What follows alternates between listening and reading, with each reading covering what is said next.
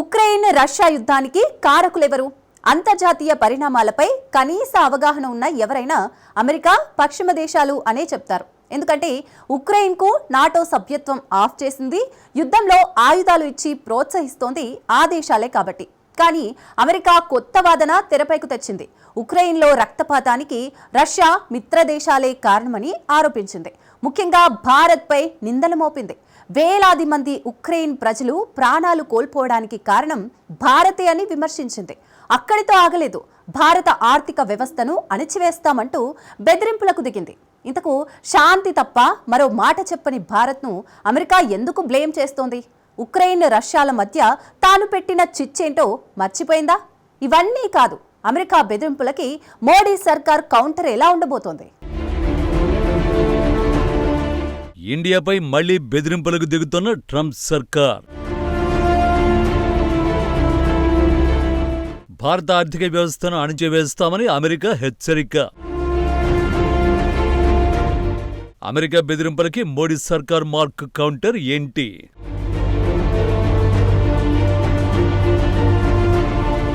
అయితే యుద్ధం లేదంటే ఆంక్షలు. తన మాట వినని దేశంపై అమెరికా యాక్షన్ ఈ రెండు అంశాల చుట్టే తిరుగుతుంది.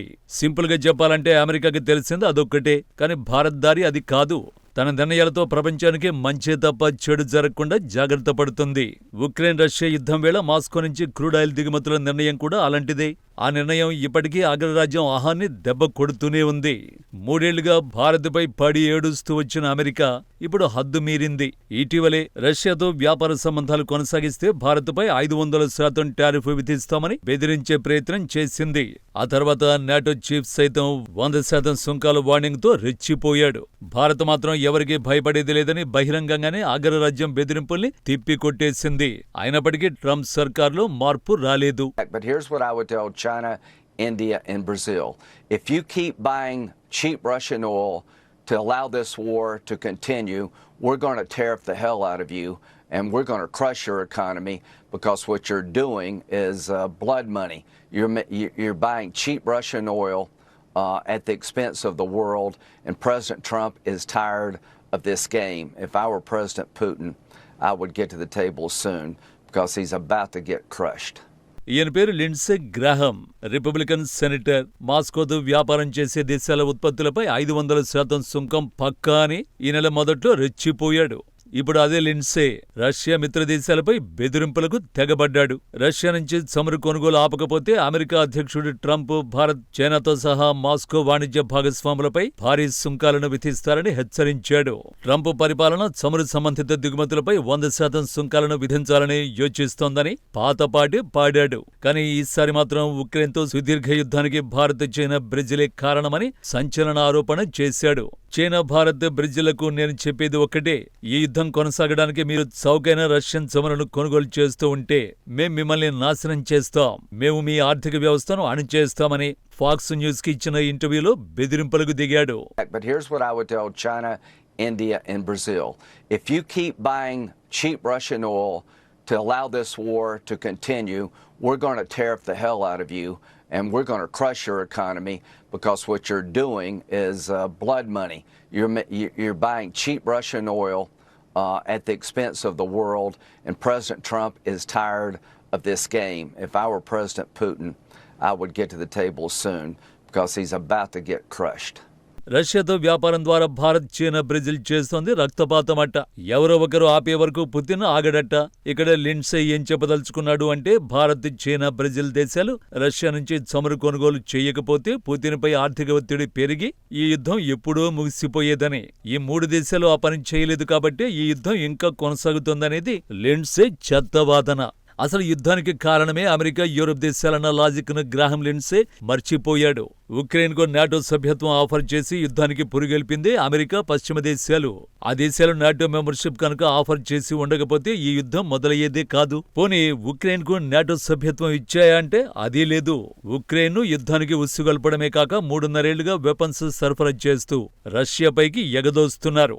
ఇవేవి లిండ్సేకు గుర్తులేనట్టున్నాయి. అందుకే ఈ యుద్ధంలో రక్తం పారడానికి భారత్, చైనా, బ్రెజిల్ కారణమని ఆరోపిస్తున్నాడు.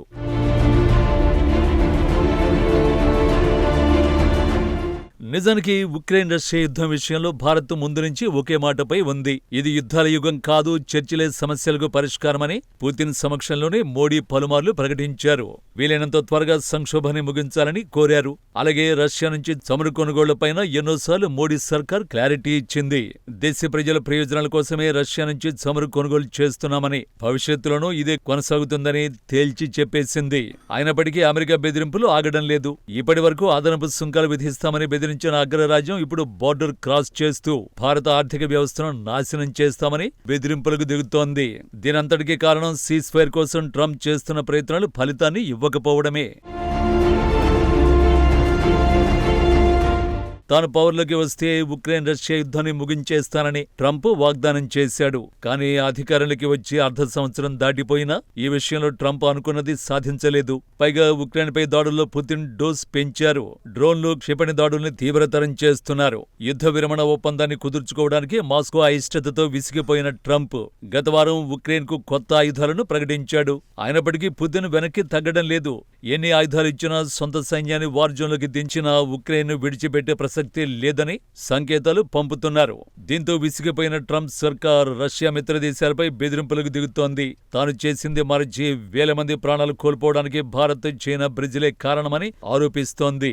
ఈ ఆరోపణలతో అమెరికాకు ఒరిగేదేమీ ఉండదు. ఎందుకంటే అమెరికా చెప్పిందనో, యూరప్ బెదిరించిందనో రష్యాను వదులుకునే దేశాలు కావు Bharat, China, Brazil. Ukraine Russia యుద్ధాన్ని ముగించే ప్రయత్నాల్లో ట్రంప్ ముందు నుంచి రాంగు రూట్లోనే వెళుతున్నారు. జెలెన్స్కీని దారికి తేవలసింది పోయి పుతిన్పై ఒత్తిడి తెచ్చి విజయం సాధించాలనుకుంటున్నారు. పుతిన్ ఎవరి మాట వినే రకం కాదు. ట్రంప్ వంటి పక్క బిజినెస్ మన్ మాట అస్సలు వినరు. ఇది తెలిసి కూడా పుతిన్ దగ్గర తన మాట చెల్లుతుంది అనుకోవడం అమాయకత్వం. పైగా ఈ యుద్ధం ముగించడానికి పుతిన్ ఎప్పుడో కొన్ని కండిషన్లు పెట్టారు. కీవ్కు నాటో సభ్యత్వం ఇవ్వకపోవడం, విదేశీ దళాలను ఉక్రెయిన్లోకి అనుమతించకపోవడం, క్రిమియా మరో 4 ప్రావిన్సులు రష్యాకి చెందుతాయని జెలెన్స్కీ అంగీకరించడం వంటి కండిషన్లు పెట్టారు. వాటికి జెలెన్స్కీ అంగీకరిస్తే యుద్ధానికి ఆటోమేటిక్గా ఎండ్ కార్డు పడిపోతుంది. అంతే తప్ప ఒత్తిడి తెచ్చి యుద్ధాన్ని ముగించాలనుకుంటే అది ఎప్పటికీ జరగదు. పైగా తన మిత్రదేశాల్ని బెదిరిస్తే పుతిన్ అస్సలు సహించరు. సో యుద్ధం ముగించాలనుకుంటే జెలెన్స్కీని దారికి తెచ్చుకోవడం ఒక్కటే ఆప్షన్.